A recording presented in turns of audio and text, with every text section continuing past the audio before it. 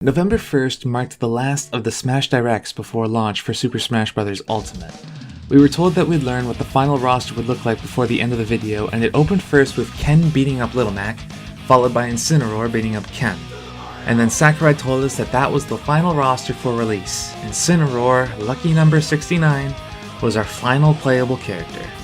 Of course, that left out the DLC. Minutes later, we were told that there would be a pass of 5 characters, each with their own stage and music, so we can expect at least 5 more. On release day, December 7th, we learned that the first of the 5 was Joker from Persona 5. But minutes after that, and just before we saw the trailer for World of Light, Sakurai dropped one more character trailer on us, and I feel like this clip summarizes what all of our initial reactions were. Okay, what do you mean though? Alright. Of all the potential characters to be included, Sakurai decided to put in a Piranha Plant. Not even a named one like Petey, just a regular plain old run-of-the-mill Piranha Plant. The same type that you can find in most Mario games, popping out of pipes and biting your bum if you got just a little too bold. Of course, there are alternates if you'd rather. Rock piranhas, field tree piranhas, proto piranhas, piranha bonds, piranha peas, mom piranhas, small piranhas, blaster piranhas, piranha planets, undue piranhas, big bunchy piranhas, both nipper. When Piranha Plant was revealed, it took most of us a few hours, maybe a day at most, to accept what we had just seen. Even after the trailer, I was still kind of shell-shocked and was having difficulty believing that she wasn't an assist trophy. But as the hours rolled by, we all collectively accepted that Piranha Plant was really going to be an actual character that you can actually play in Super Smash Bros. Ultimate. And really, putting in a Piranha Plant seems like the kind of power move Sakurai would make. Imagine the clout you'd need to have as a game developer to seriously put in a random mook as a non-joke character in your fighting game and still be taken seriously. A handful of people in my community, and I'm sure in others, were very excited to get started on using Piranha Plant. Imagine the flex you can make when you beat your opponent in a match by using a potted plant. Whether it was for the novelty of playing as a Piranha Plant or because people wanted to earnestly try maining Piranha Plant as a serious contender, the Plant Gang was born and gathered in ranks rather quickly. Now, I could have put out this guide only a few days after Piranha Plant was released, if even that. I probably could have gotten it done the day after. As of this writing, Piranha Plant has been out for a little over a week, so the initial hype of her being released has started to ebb, and if I wanted to be aboard that boat, I missed it. The reason why I put off making this guide is because I strive to make quality content. I want to make something that you can learn from, and in order to do that, I need to know what it is I'm talking about. If I tried to make a character guide the day after the character was released, it would inevitably come out subpar, and that's not what I want. I'll likely make character guides for Joker and the following DLC as well, but they'll all be similarly late so I can make a better video for you. Piranha Plant is difficult to really describe as a fighter. She has the distinction of being the most unique fighter in the game.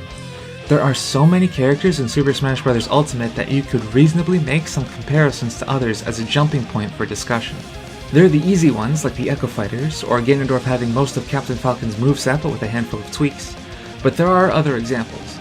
Like for instance, you could say that Shulk is somewhat similar to Marth in that they're both sword fighters with enviable range with a visually and mechanically similar recovery, and you could say that Pac-Man and Duck Hunt have similar setup and keep-away game plans that focus on building walls and forcing you to approach them. Those are just 2 examples, and you could reasonably come up with more, but Piranha Plant is special. I personally can't think of any way to describe how she works similarly in any capacity to anyone else. If you main someone like, let's say, Ryu, and your opponent mains someone like Pikachu, and you both pick up Piranha Plant at the same time, you both would be equally as clueless as how to handle her. Like all my character guides, this one will help guide you through the basics of using her, what to look for, what to do, and what not to do, and hopefully by the end you'll be able to make some informed decisions with her in the heat of a match. By the way, you might have noticed that I've been using feminine pronouns to address Piranha Plant. And that's actually not because of the virility thing. The one screenshot going around Twitter for a few days was out of context, and Palutena was actually referring to virility in it. It's because when Nintendo of Germany sent out their emails advertising Piranha Plant and reminding players to register their copy of Smash to get her for free, they consistently used feminine pronouns to describe her. Every other language sent their emails using gender non-specific language, referring to Piranha Plant simply as a fighter. It's more fun to call Piranha Plant a girl, so I'm going with that. It's difficult to pin down what exactly Piranha Plant's weaknesses really are. That is in no way an endorsement, and that's not to say that she has none. Personally, I find her somewhat uncomfortable to play, but as of this writing, I'm having just the damnedest time explaining why. It's not her run speed. She's not exactly the quickest character in the roster, but she's quick enough. It's absolutely not her attack strength. She can kill enemies at pretty ludicrous percents, and she doesn't have a difficult time dealing damage. Her frame data feels somewhat lacking, especially with her landing lag, but the numbers are actually very enviable across the board, especially for how strong some moves are. If I were to phrase what it is I didn't like about Piranha Plant, it would be the consistency of her attacks. Because of the nature of her design, some attacks reach further or have different properties than others, and coming from a game where characters either rigidly fight with their hands and feet, or with a weapon, having so many varied methods of attack leave her feeling inconsistent. For example, a handful of her attacks involve her flower pot. These attacks generally reach further than any of her others. Down air, forward air, and dash attack all have some pretty deceptive range, and they all involve the flower pot. She can also attack with her head, and those attacks are usually the mid-range heavy hitters, such as her forward and up smashes, and her up tilt and up air are decent for juggling. And finally, any attack that involves the leaves, jab and neutral air in particular, are generally short range and a bit on the weaker side, but are fast as hell. Every character in Super Smash Bros. Has a sphere of influence around themselves, and any other character within that sphere risks getting attacked. With Mario, for example, you have a general idea of exactly what he can do at any given time around himself, and with that information you can understand what his strengths are and how to avoid them. If you were to draw Piranha Plant's sphere of influence on a piece of paper, it would look less like a circle and more like a Gordo, a small bubble with lots of spikes in different places. She's powerful from certain angles of attack, but vulnerable from others. You could say that the variety in her attacks is what makes her a powerful character, and I don't think I'd try to argue that, but this inconsistency means that her options in neutral, advantage, or disadvantage are limited to a few specific moves. Just to put it into perspective, ask yourself what Piranha Plant can do if an opponent runs straight at her. Does she jab? It's quick as hell, but its range is abysmal. Forward tilt isn't disjointed. All of her aerials have less than stellar landing legs, so she could space with forward air, but it's highly committal and a whiff could mean a harder punish than if she had just shielded. These are all decent moves on their own, but in the collective, how do they help her deal with an approaching opponent? The next obvious question would be, if her consistency is her problem, then how do you buff her? And I'd answer that, you can't really. These issues are a problem with her design, and to change her so that her moves have a better flow between each of them would mean changing these moves entirely. It's not her frame data, or her hitboxes, or her damage. Her flaws are built into her character, not into her numbers. To recap, although Piranha Plant has strong numbers across the board, her biggest weakness is her consistency, and therefore she has limited but specific options in any of her attack states, from neutral onwards. She may be strong, but maintaining that strength throughout the whole match will be a challenge, especially if you're not used to the unique playstyle and mindset demands she makes of you as a player. If you consider yourself an extremely adaptive player that has no issues making broad changes to your style at the drop of a hat, you may consider Piranha Plant to be a strong pick for yourself, but if not, well, you might not find her to be the most comfortable of characters to play as, like I did. But if you're up to the challenge that is utilizing all of Piranha Plant's kit and knowing when and how to use her best tools at the right times, she has the utilities to make herself an absolute nightmare to fight against. Piranha Plant initially had the slowest run speed in the game, slower than even Incineroar, but that was before she was even released to the public. She had since gotten quite the upgrade, and now her run speed is equal to Lucario's. Not exactly the fastest, but all the same, not bad at all for a potted plant. Also, in general, her frame data is fairly attractive across the board. Her jab hits on frame 2, which is nutty, and her up smash, which can kill Marth on Final Destination between 80% and 90%, hits on frame 12. Her slowest uncharged attacks are back air at frame 14, forward smash at frame 16, and down B long stem strike at frame 20. Everything else is moderately fast. So far, what we've established is that Piranha Plant is really quite the speedy flower. And there's one last thing to note in Piranha Plant's favor. On top of her body, and the flower pot, and the dirt she's probably growing in, she is really heavy, coming in at 8th heaviest. 4 units lighter than Incineroar and 4 units heavier than Samus. Piranha Plant is the cutoff point between the heavyweights and the super heavyweights. If you're lighter than Piranha Plant, you are not a super heavyweight. Sorry, Ridley. You'd think with such a high weight and some surprising frame data, a weakness of hers might be her recovery. She's already fast and heavy, surely her recovery must not be great, right? She is a plant! Except that's not the case. She's vulnerable from the top and the bottom, but Piranha travels a borderline unacceptable distance for a character of her type, and any opponent not maneuverable enough to strike her from the top will get caught in the helicopter blades, which can lead to a fair amount of damage, or even a cheeky kill. Piranha Plant's biggest strength, in contrast to her biggest weakness, would be her flexibility. She isn't the fastest runner, nor is her airspeed that great, and her fall speed is actually too good. All of these factors combined mean she has unenviable mobility, not surprising given she's a plant, but her eclectic moveset more than makes up for these shortcomings. Piranha Plant has one of the faster grabs in the game at frame 6. Down throw is a modest combo starter at low to low mid percents, leading into neutral airs or forward airs. Her back and forward throws are both decently strong and can get you a fair amount of stage time to set up a Patooie, and up throw is a powerful kill move. Her jab is short range, but it's frame 2 and there aren't a lot of attacks in the game that are faster than that. A full rapid jab can do well over 20%, making it one of the stronger jabs in the game. Neutral air hits on frame 8, which is decent, and has 16 frames of landing lag, which is below average, but it true combos into jabs at mid percents because of how quick her jab is. Nair is generally a decent tool for Piranha Plant's neutral game. It's a wide hitbox that lasts a long time and can catch someone in disadvantage or interrupt someone in advantage fairly easily. It doesn't auto-cancel out of short hop, but the last hit comes out before she lands, meaning it's safe on hit regardless. The final hit will always send your opponent in the direction she's facing, so you can keep that in mind for better follow-ups or even edge guarding. All of her smash attacks are generally pretty rude. Her forward smash can kill fairly early, but not nearly as early as up smash, which just deletes anyone that gets hit by it. The only exception is down smash, which isn't terribly notable, except that it hits at a semi-spike angle, making it easy for Piranha Plant to intercept recoveries. Her down air comes out on frame 9 and, like all attacks that involve her pot, has some fairly solid range to it. Because the attack spikes, you might think it's a move best used off stage, but it's actually not.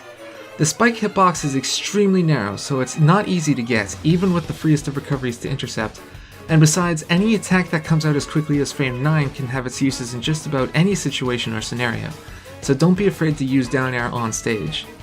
If you're above your opponent, down air is just as good an option as many others. Long Stem Strike is an interesting move that has as many strengths as it has weaknesses.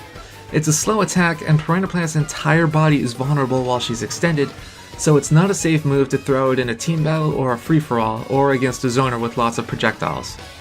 You can angle it to the left or right, but once you choose a direction, you're committed to it.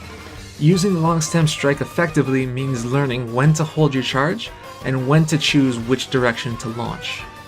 However, a sweet spot does 20%, Piranha Plant has heavy armor while she's in the pot, it ruins shields, it's a kill move, and obviously, it has some disgusting range.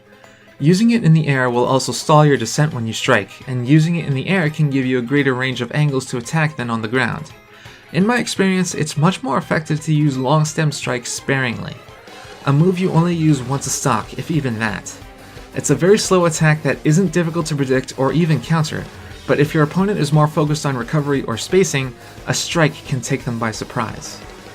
A character like Piranha Plant, with mobility as poor as hers, is going to need some other way to combat opponents that fight at a distance though. Which brings me to two of the most eccentric specials I have ever seen in Super Smash Bros. Poison Breath gets a lot of positive rep for a bunch of reasons. The attack unleashes a noxious cloud right in front of Piranha Plant that inches forward very slightly, and the longer an opponent is in the cloud, the more damage they take. It can be charged up, and the resultant cloud will be larger, last longer, and do more damage. Trapping an opponent in the cloud with a jab or a grab can do upwards of 50% all off one move, and it doesn't require as much commitment as other moves do, such as Ridley's Skewer. And because it does so much damage so quickly, it dissolves shields. Poison Breath is put into the foreground of the match, meaning that it fully obscures anyone inside the cloud. One cheeky thing that some Piranha Plant players like to do is put out the cloud and then hide in it, charging up a Long Stem Strike when their opponent can't see what it is they're doing, giving them a powerful surprise attack. However, as powerful as I've made the attack seem, there's a time and a place to use it. It requires some charge up time to be fully effective, which isn't a problem, and it can be used at minimal charge for a tiny cloud that would still do a decent 15 to 20%, but Poison Breath is neither an offensive nor defensive attack. You can't use it to approach, and it's not a good move to use when you're in a disadvantageous position. The reason for these is because Poison Breath does not do any hit stun. Using Poison Breath in neutral shows that you're hoping the cloud will dissuade your opponent from approaching you through it in order to get the punish, which, from the opponent's perspective, is a tempting idea. Poison Breath first hits on frame 23, and its first actionable frame is frame 49, and since this attack can't cause hit stun, Piranha Plant is vulnerable the whole time. There's nothing stopping them from running straight through it for a dash attack or something stronger, and just taking the damage in exchange for a stronger position against you. Also, I don't recommend hiding in the cloud to charge up a long stem strike like I had described earlier. The reason being, it's far too obvious. There is no mystery to what you're doing if you put out a Poison Breath and then hide in it for a second. It's good YouTube and Twitter highlight reel material for when you're slapping around online players at lower GSPs, but this guide is to help you competitively, and I will be flabbergasted if this strategy works on anyone past round 2 on winner's side. There are 2 good times to use Poison Breath. When your opponent is on the ledge, and, contrary to what I said earlier, if you're in neutral but only if you have the momentum against your opponent. In both cases, it forces your opponent to make a movement decision that they may not be comfortable with in order to avoid the gas, and since you're in the stronger position, they'll be discouraged to try and punish you for doing it. They'll more often want to avoid the gas, which can give you the opportunity to follow up with something, or at the very least, it'll give you some more area to work with. Poison Breath is best used to control space. Because it does no hit stun, it can't be used to space against your opponent, or push your advantage state, or get you out of disadvantage. Poison Breath does an enormous amount of damage, and it rips shields to shreds, so it being on the field is a huge threat to your opponent. But that's all it should be to either of you, a threat. An opponent with a sense of mobility will know to avoid the cloud, but in doing so, they can be forced into making a suboptimal movement decision that you can capitalize on. The damage Poison Breath does is a bonus, not the objective. If you're looking for a projectile that does primarily do damage, holy cow, do I have a projectile for you. So far this whole video I've tried to neglect to mention Patooie in passing or as an anecdote. That's because giving it any lesser attention would be doing it a disservice. This attack is incredible and there isn't much it can't do at any given time or scenario. I can tell you right now, odds are pretty damn good that even if you take all 3 of your opponent's stocks with Patooie, you very likely aren't using this attack often enough. Holding the B button will have Piranha Plant vomit up a spike ball, and holding the button will keep it aloft with a steady exhale. You can tilt the control stick left or right, and Piranha Plant will spit the ball in that direction. The higher the ball is in the air, the less distance it'll travel. If you hold B until it falls down and hovers right above Piranha Plant, and you fire it off then, it'll travel a massive distance, at least comparatively. The spike box has a hitbox the whole time it's in the air. And finally, Piranha Plant can cancel the attack by simply releasing the B button without inputting a direction. If you fire the ball off, you can't spawn another one until the first one despawns. Patooie does anywhere between 16% and 21%, generally depending on how fast it's moving when it hits your opponent. The hitbox first spawns above Piranha Plant on frame 9. It, like Poison Breath, does a substantial amount of shield damage. Because it's a projectile, it's completely disjointed from Piranha Plant, and because it reaches so high above her, it can be used as a powerful, far-reaching anti-air attack, or even just as a chase-down option for opponents that are on disadvantage or try to go high above you.